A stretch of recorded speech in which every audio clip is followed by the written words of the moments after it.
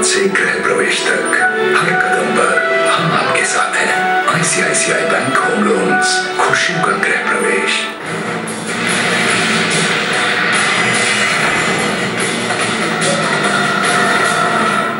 Welcome back. आप देख रहे हैं सिटीजन जर्नलिस्ट।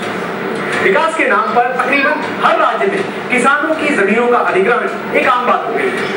मगर ग्वालियर में तो हद ही हो गई जब प्राधिकरण ने अधिग्रहण के बाद उन्हें मुआवजा देने के बजाय किसानों से ही खुद शुल्क वसूलना शुरू कर दिया। सिटीजन जर्नलिस्ट सुनील चड्ढा हमें बता रहे हैं प्राधिकरण की इस मनमानी की बात।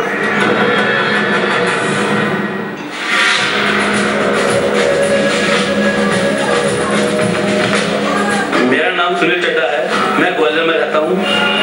चिरवई इलाके में ये मेरी 20 बीघा जमीन, इसका मालिक होने के बावजूद भी मुझे नहीं मालूम कि वह जमीन मेरी है कि नहीं, क्योंकि ग्वालियर विकास प्राधिकरण इस जमीन को अपनी बता रहा है। 1994 में जीडीए ने मेरी और मुझ जैसे दूसरे लोगों की 5709 बीघा जमीन पर अधिग्रहण की कार्रवाई की घोषणा की। करीब 3003 बीघा जमीन का अधिग्रहण कर जीडीए लंबी नींद सो गया।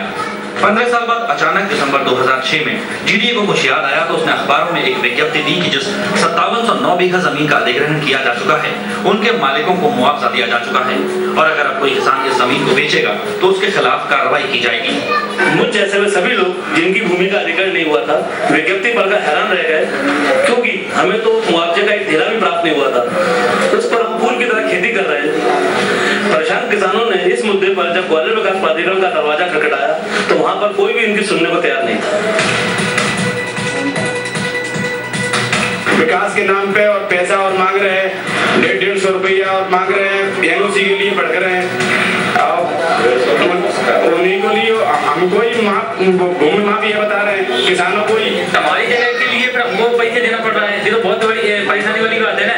और ना तो हम उस पर खेती कर पा रहे हैं, ना तो जगह जमीन जाए कुछ बना पा रहे हैं। हम तो बहुत परेशान हो गए, इसके लिए क्या किया जाए। जीडीए का है तो आप हम तो बहुत चक्कर काट चुके और ये हमारी जमीन है, ना तो मैं इस पर कुछ कर पा रहा हूँ और ना ही इसे बेच पा रहा हूँ। मैंने कई बार जीडीए के चक्कर भी लगाए लेकिन कोई वहां से रिप्लाई नहीं होती है। हैरान परेशान किसानों ने जनवरी 2007 को सूचना के अधिकार के तहत जीडीए से इस मामले में जानकारी मांगी, लेकिन विभाग से कोई जवाब नहीं मिला। फरवरी 2007 में किसानों ने अपील की, लेकिन जीडीए के अफसर कान में रुई डाले बैठे रहे। थक हार कर परेशान किसानों ने मार्च 2007 में राज्य सूचना आयोग में दूसरी अपील की।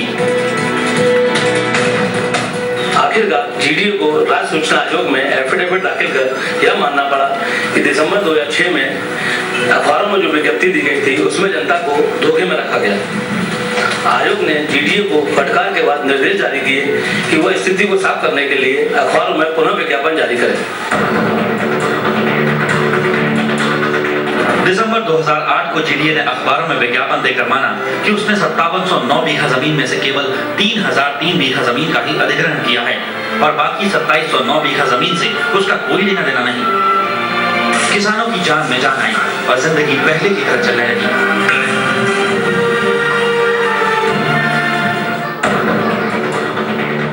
लेकिन जीडीए ने फिर धमाका कर दिया। जनवरी 2009 को जीडीए ने अपनी बोर्ड मीटिंग में तय किया कि जिस 2709 बीघा जमीन का उसने अधिग्रहण नहीं किया उस पर कोई भी विकास कार्य उसकी अनुमति के बिना नहीं हो सकता। इस बीच बिना अधिग्रहण की गई भूमि पर कई कॉलेज, स्कूल और कॉलोनियों बन गई थी, लेकिन जीडीए ने इस पर किसी की फिक्र नहीं की और एनओसी जारी करने के लिए 150 रुपए प्रति वर्ग मीटर से दर तय कर दी। इस हिसाब से 2709 बीघे तक 84 करोड़ 93,73,051 रुपए तय कर दिए। अब हालात ये हैं कि जिस जमीन का अधिग्रहण नहीं हुआ उसे जीडीए न अधिग्रहित कर रहा है और न ही उस पर अपना हक जताने से बाज आ रहा है। सवाल ये है कि जिस जमीन का अधिग्रहण नहीं हुआ उसका एनओसी देने के लिए किस कानून के तहत विभाग शुल्क मांग रहा है। आज मैं फिर जा रहा हूँ जीडीए के ऑफिस ये जानने के लिए कि वो विकास शुल्क किस आधार पर मांग रहे हैं।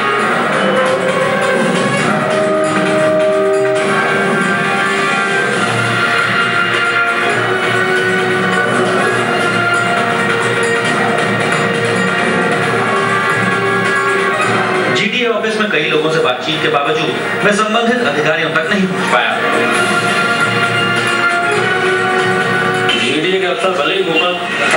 लेकिन ये मेरे और मुझ जैसे दूसरे लोगों के लिए वो लड़ाई है जिसे हम बीच में नहीं छोड़ सकते, क्योंकि इसमें हमारा भविष्य जुड़ा है। इसलिए मैं मीडिया के खिलाफ तब तक इस लड़ाई में जारी रखूंगा तब तक हमारी जमीन से शुल्क की शर्त नहीं हटाई जाती। Citizen journalist IBN 7 Sunil Chadha.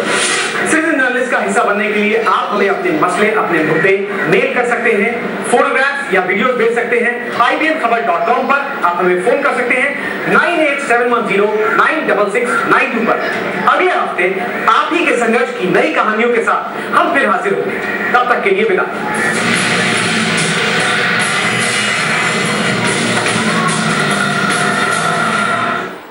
Different banking solutions from